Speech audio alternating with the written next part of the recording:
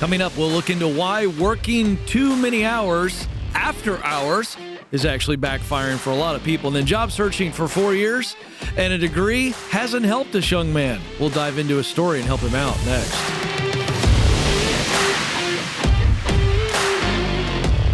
Helping you win at work is our aim. This is the Ken Coleman Show. I'm Ken. I'm your friend. I want you to get better so that your paycheck gets bigger. Let's dive into this. The data has come in. The opinions are in. And it turns out that the hustle culture of working after hours, sending emails, sending texts is beginning to backfire or has been backfiring for a while. I have in my hands a Fast Company article. And the author of the article makes some points, and I'm going to, weigh in on this. Specifically, 5 reasons why the sending emails, text, working after hours is backfiring. Let's look at where we stand in the world of work.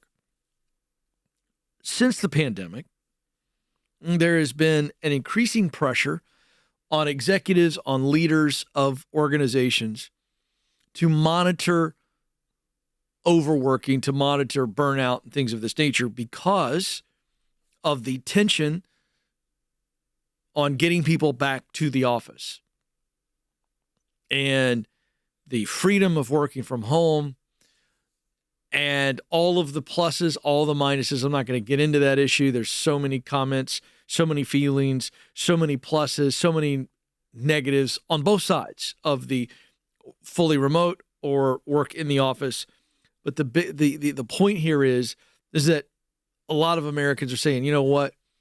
I want more freedom. I want more autonomy. I don't want to work like crazy. I'm not going to stay with you. And so as a result, leaders, CEOs, executives, HR departments are saying, we've got to keep an eye on this because if someone feels overworked, they got more options than they've ever had before, or at least that was certainly the perception coming out of the pandemic when we saw the Great Resignation happening.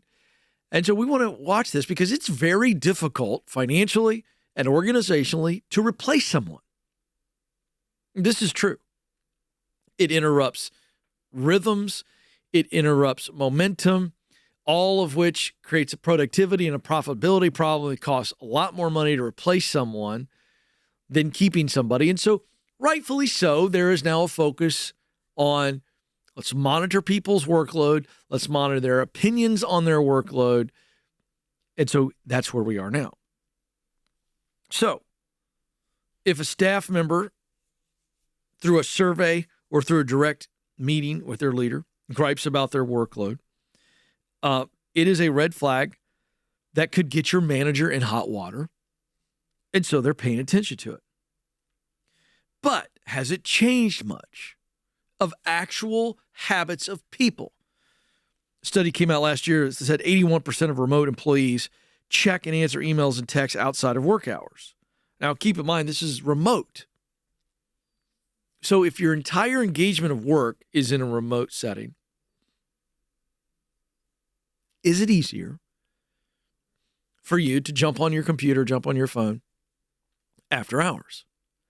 I think the answer is yes. For instance, I work in an office. So when I'm done today, I will get in my car and I will drive home. Just that very act creates some psychological separation. I'm now leaving a place of work and I'm moving into my home and relationships and very different duties there. So there is a clear separation. Now, let's look at some of these surveys. Employees who feel they have to answer emails and texts outside of work hours say it drives job dissatisfaction, and this stat is at an all-time low. And as I said earlier, this is not just something that affects you in that you cannot detach, and so your stress levels stay high, and that negatively impacts you physically, mentally, spiritually, emotionally, but it also can get your boss in trouble. So, let's go through these 5 reasons why this is a bad idea, okay? That's the first one. The employee satisfaction if employees are not satisfied, then their productivity drops, profitability goes with it. Reason number one. Reason number two of why you shouldn't be working after hours. This is an interesting observation that's never happened to me, but I know it has happened. And the reason given by the author is that it's a knee-jerk reaction where you could just kind of, you're distracted, you're at home, maybe you're in the middle of a task, maybe you're out walking the dog, and you're paying attention to the dog, maybe you're listening to music, you get a text in, instead of letting that sit, or an email notification comes in, instead of letting that sit the next morning, what do? You respond to it right away, and your brain's not completely intact as it relates to the focus issue. And so what do? You fire off something quick, and it comes across that way. It comes across as dismissive, maybe a little too abrupt or harsh, and now you've created a problem for yourself. Reason number three, brain fatigue. The minute the text comes in, you're distracted from all those activities or whatever you're doing that's supposedly helping you fill back up. You've heard me say on the show many times, you can't give what you don't have. The very word recreation is recreation, to recreate yourself. And so the constant I'm on call for the next email, the next text, it creates a moment and then another moment and then another moment where instead of recreating yourself or refreshing yourself, you're actually weighing yourself down. Number 4, mistaken identity. One small slip of the thumb, you risk sending a work email to a good friend or maybe to a work enemy, or, what if we send something that was confidential and sensitive in the organization and it goes to somebody that shouldn't have seen it? Now, this happens all the time.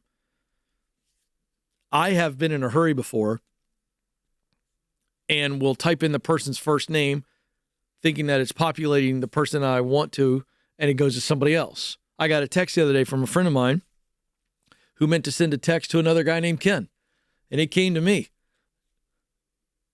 And it was a confidential text. That was interesting. Oh, boy. What do you do in that situation? I'm the wrong kid. That's what I said. I texted. I was like, wrong Ken. Ugh. Now, it wasn't anything salacious. Nothing, but it was clearly like it was a personal message that I didn't even get. But it just made me feel weird and awkward. I think we got to be careful here. And again, if you're sending messages after hours, and again, distracted with other tasks, oh boy. And then, finally, the way the author of the article defines this is called being a keener. Keen, this is an old word we don't use very much anymore, but you're okay with working all the time, and you're kind of the person who's raising their hand saying, hey, I'm in for more, give me more, give me more, give me more. And that right there is a way to get ahead. But the author takes a stab at this and says, you know what? You don't want to be seen as somebody who's always willing to work. And this is where I take issue with the author on this. I think you can raise your hand and say, I'm willing to go the extra mile. I'm willing to do more. But you can also still be healthy with that. In other words, I don't think that you raising your hand saying, hey, I'm game to step up to do what you need means that you turn yourself into a workaholic and you're working after hours all the time. That's not what I think there are seasons, there are bursts where you could say, you know what, my leader needs a little extra help. This is an opportunity for me to step up and maximize my role. But now we live in a culture where we're throwing that out too and going, well, no, you just should never work after hours. I don't agree. I am not like these super entrepreneurs who work all the time and never see their family and essentially have no life in order to make a big number. And then all of a sudden they re-enter into their family life like, hey, remember me? I'm not for that, but I'm also not for this idea that I'm never going to go above and beyond what my role requires of me. This idea of quiet quitting, I'm going to do the bare minimum, I'm going to do a good job, and then I'm going to move on. I'm not for that either. But all in all, this idea of there are healthy boundaries between there are seasons where I've got to do something. Maybe I work late one night out of an entire month because I feel like that's really what's needed, but that's balanced with the rest of your life in that rhythm. So the idea here is that this constant on call, because you're constantly sending messages and emails, that's telling everybody you're working all the time and you're willing to do it, and that's not good.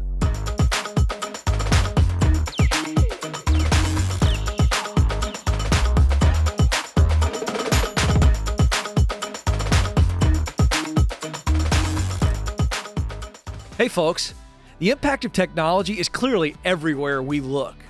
In artificial intelligence, social media, the internet, we're seeing technology has the power to divide us, but it also has the power to bring us together. Bethel College School of Technology is helping prepare the next generation of skilled tech workers to be high performers with even higher levels of character. And that's why I'm very proud to announce Bethel College is offering one full scholarship for a program starting this January. Plus, you need to know this, my listeners and viewers who complete their application will get a 10% discount on their tuition.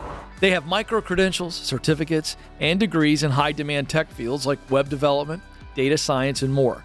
And you could be earning an average starting salary of $75,000 or more in as little as 15 weeks. Now is the perfect time to pursue a career in tech. So don't wait. Get started today. Scholarship applications are due December 15th, 2024. All you got to do is go to bethelcollege.edu/Ken for full details and to receive that 10% tuition discount. That's bethelcollege.edu/Ken. Terms and conditions apply.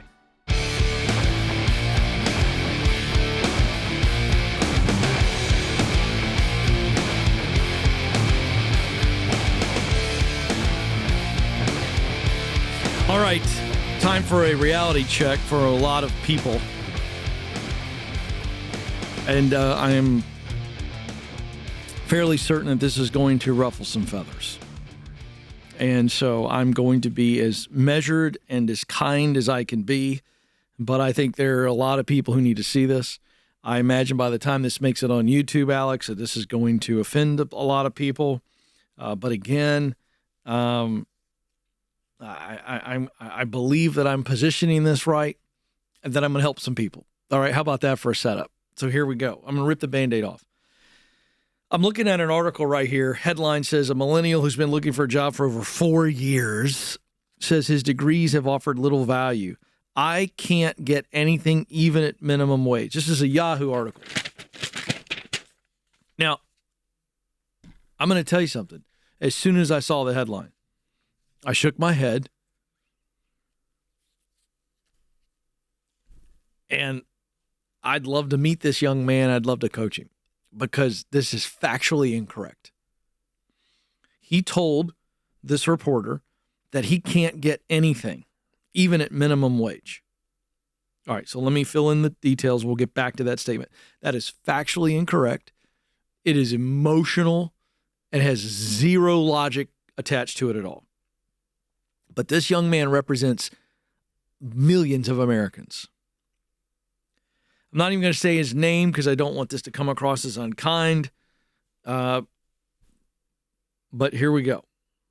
The setup to the article is this guy represents millions of Americans with college degrees they can't use. Now, that part, totally get it. But just because you have a degree that you can't use in the workplace doesn't mean that you cannot work. More on that in a minute. Here we go. So this gentleman says he looks and applies for jobs every week. We don't know how often he looks. We just know that he looks and applies for jobs every week. I don't know how he applies, at least yet. He says he's even expanded his job search to restaurant and retail jobs, stocking shelves and flipping patties. But he struggled even to get a second interview for any job. Why? How are you presenting in the interview? Alex, this might be worth, and I don't know if you're up for this, but this might be worth me going to apply for a job flipping burgers somewhere. Do you think I could get a second interview? I guarantee you I could get a second interview. I go I need to dress like normal Joe, whatever that is. Maybe a hoodie like today. What do you think, Kelly? Is this normal Joe enough? I go apply for a job flipping burgers. Yeah, I'd say so. Okay. Maybe I put a hat on. I don't know. I mean, I know I'm middle-aged. No comments from you, Kelly. Keep it zipped up. Thank you for the moment. I'll let you know when I want you to talk. Are you telling me a place right now that needs somebody to flip burgers isn't going to give me a second interview? I don't buy it unless you go in acting like it's beneath you, you have a poor attitude, whatever. I don't buy this. Here's what he says. His journalism degrees, 2 degrees, by the way, have opened no doors and that he's overqualified for many entry-level positions he's applied for. Now, again, I call BS on this. All right? So, okay, you go in for one of these jobs and they look at your resume and it's got these 2 degrees and then go, how come you're not in journalism? And you take 5 to 10 minutes talking about how you can't find a journalism job and you're down on your luck and blah, blah, blah, blah, blah, blah, blah. But guess what? They might go, something's a little off here. But if you go in and you go, look, I got 2 degrees in journalism, but that field right now, it's changed dramatically. There's just, it's not the same field.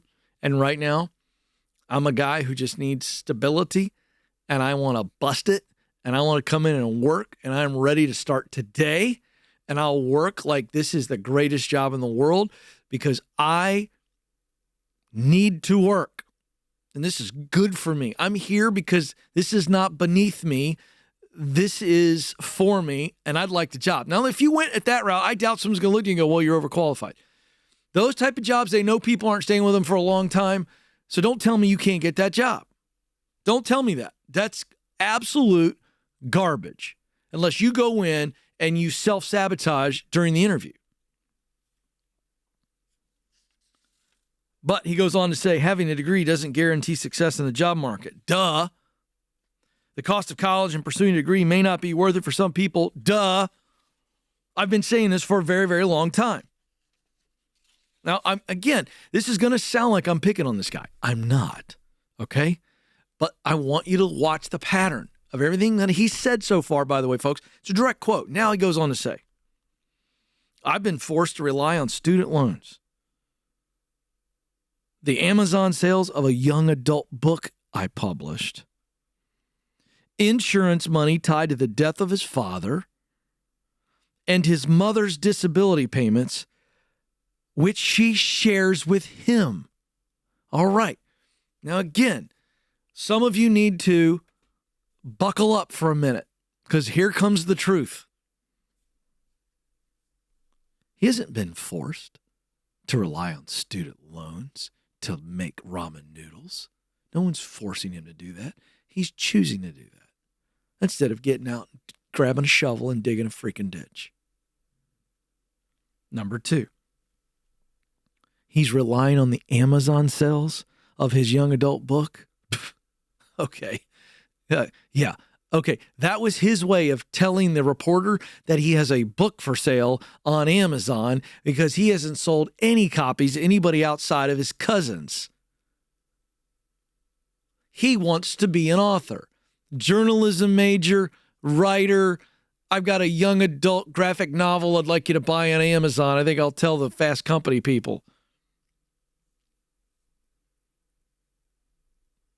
It's a myth, folks. The guy is a fantasy hound, chasing the fantasy. Next, he's got some insurance money left over tied to the death of his father. That's a brutal deal. He's suffering emotionally from the loss of his father. Grief is real. He needs help. Not sitting around trying to sell a book on Amazon. One of the best things you can do coming out of grief is do something productive. Go volunteer for somebody. Go to a church. If you can't afford a therapist, go to a church and get with a pastor. Next. His mother is on disability and she is paying for him, and he is letting his mama pay for him.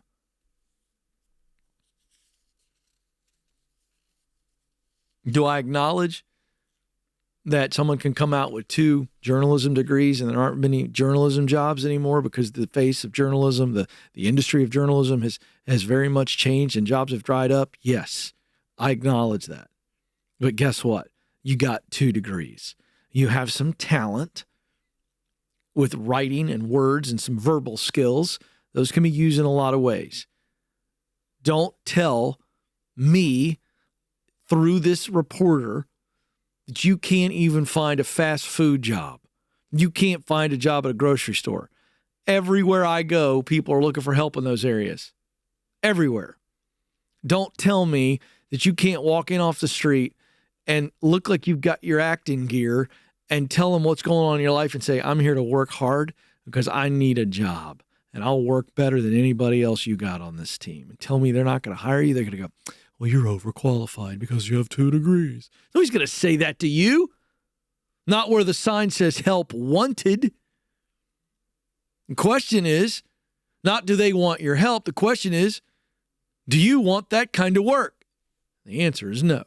You want to write novels, young adult novels, and put them on Amazon. I'm all for that. But that's when you aren't working, you are writing. You can get up at 5 a.m. and write for an hour. Fan-freaking-tastic. Go work, young man. There's a reality TV show. It's put me in these people's orbits, and I'll walk in. I don't have to be a drill sergeant, but I'm not going to put up with any crap. I'm going to call them out on it and go, no, we're getting in my car on my gas, and we're driving around, and I'm going to put an undercover FBI wire mic on your butt, and you're going to go in and do an interview, and I'm going to listen to it in the car. And then you're going to come back in the car. I'm going to tell you everything you did wrong. And then I'm going to send your stinking, sniveling little weak-minded butt back in there and go, hey, listen, this is awkward. Can I get 1 more minute of your time?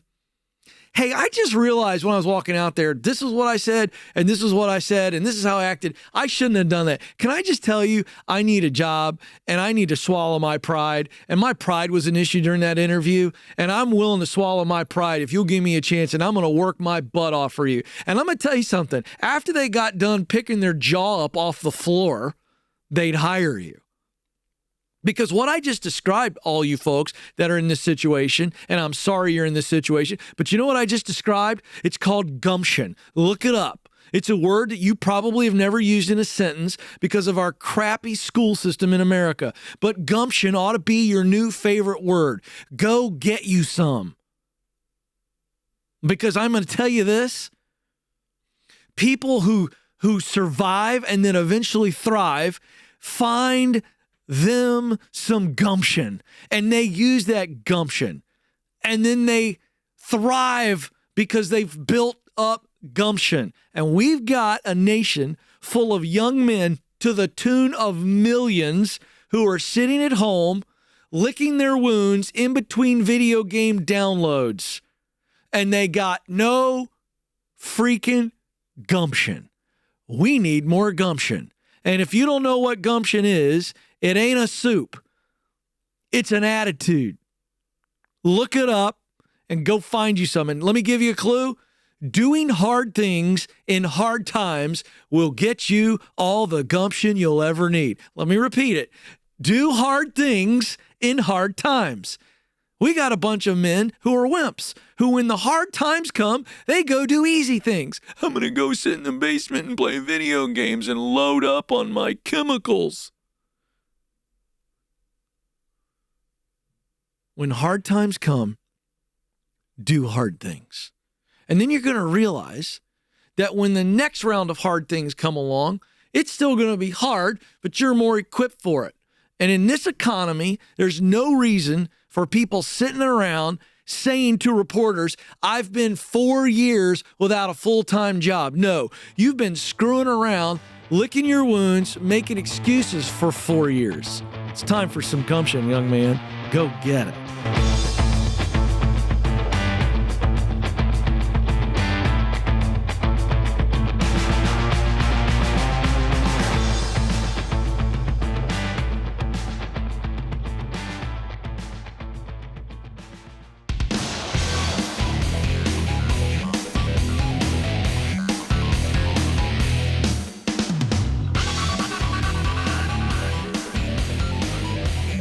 I feel it's necessary to help folks with the definition of gumption before we get to our coaching call. I don't want to be, a know-it-all. So I thought, you know what? Let me just define it. Let me look it up for everybody. So this is the Oxford Dictionary definition of gumption. Spirited initiative. That makes me feel good. Spirited initiative. Spirit. Get something in your face, in your body. I know I look weird right now, but that's a spirit. I've got a spirit of I'm frustrated. I got a spirit of joy. I got a spirit of tenacity. It's a spirited initiative. I'm going to do something with some spirit. That's what it is. Gumption is doing something with some spirit. And let me just help out the Oxford folks. It's not doing something with a poor spirit. It's doing something with a good spirit. You pick the good. Hopeful, happy, tough-minded, resolved, convicted. There you go. All right. Just wanted to close the loop on that. Gumption. Doing something with some spirit. Man, we need more of that. All right, let's go to Jordan in Norman, Oklahoma after that little rant. Jordan, you're on the Ken Coleman Show. How can I help? Hey, Ken, how are you doing? It's an honor to speak to you. It's good to speak to you. I'm warning you, I've got some extra gumption today, apparently. All right. So I'm a senior in college right now. I'm graduating next May, so I'm kind of starting my full-time job search. And I know you talk about how important it is to get referrals, since obviously kind of mass applying to job applications pretty ineffective, which totally makes sense.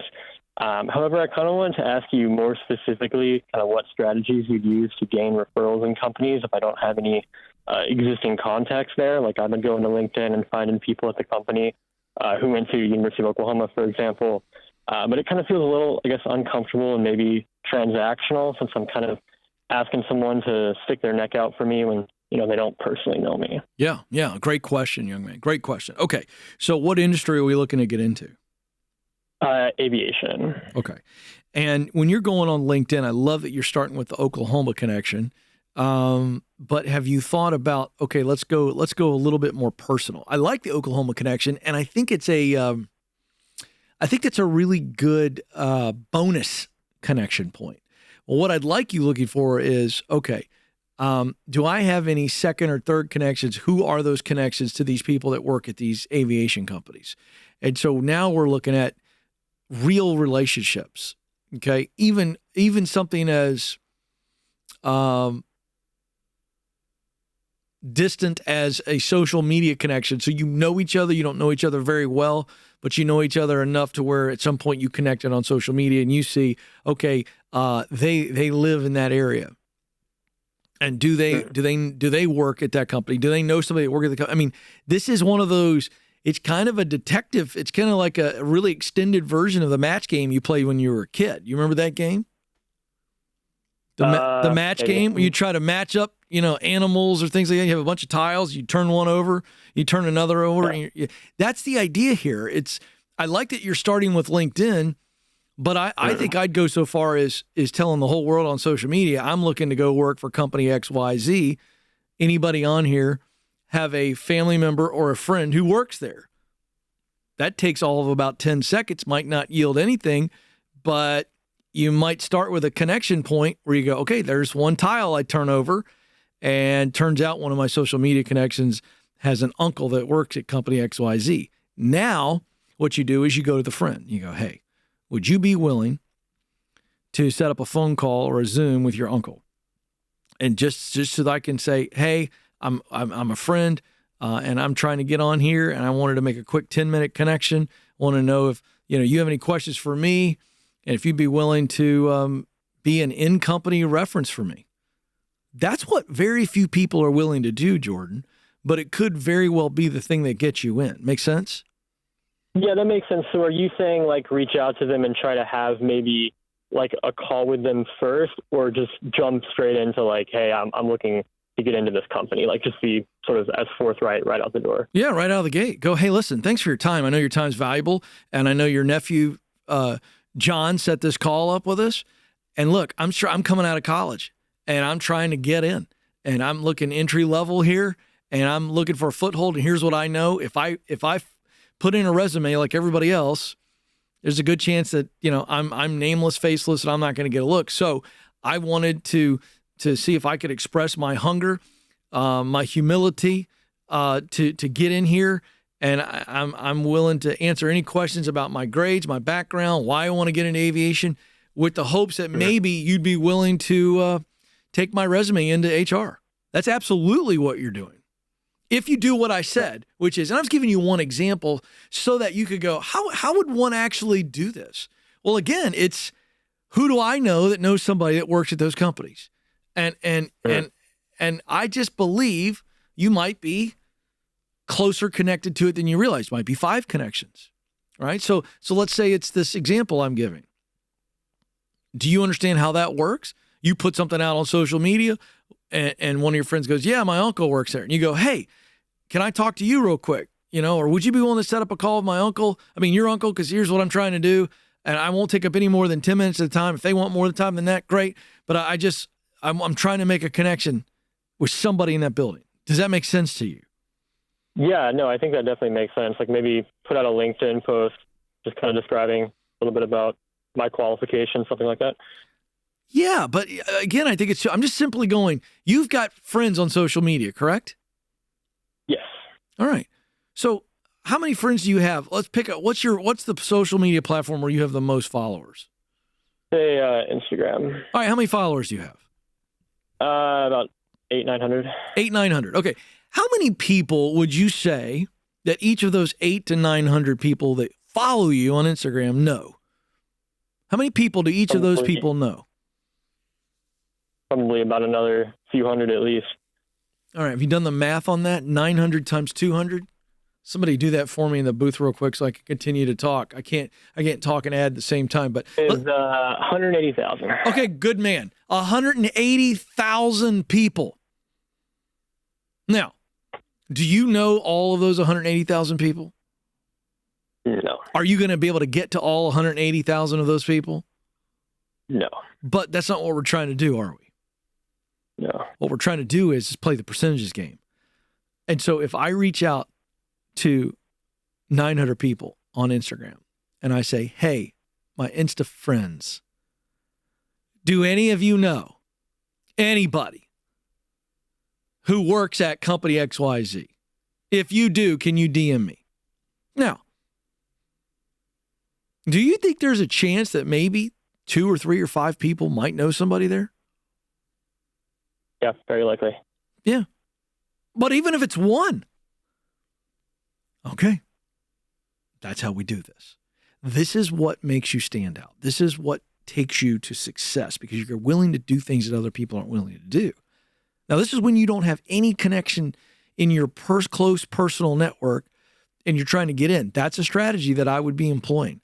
But then I would also be doing more and more LinkedIn research and find out where some of these employees, pay attention, see if you can find them on other social media networks, and see if some of them are members at a golf club. And if you're a golfer, boom, reach out. Hey, I'd love to pay for your golf sometime. You see what I'm saying? It's like turn yourself into a private investigator and reach out to these people. Yeah. Make it easy for them. Make it easy for them to meet with you. And so if I found out that one of the guys at the office that I want to work at is a pickleball player right now, I promise you, I'm going to reach out to him and go, hey, I see that you're a pickleball player. I'm real interested in joining your company, but I'd love to learn more about the company and you and your role and get your insight. Would you be willing to play some pickleball with me? And then I'll take you to drinks afterwards. Boom. Right? That's the idea. Yeah, no, I can definitely do that. So there you go. It's rinse and repeat. Rinse and repeat. Rinse and repeat. Rinse and repeat. And at some point, you uncover a connection which could lead you to the job you want. Thanks for listening to The Ken Coleman Show. For more, you can find the show on demand wherever you listen to podcasts and watch the show on YouTube. You can also find Ken across all social media by following @Ken Coleman.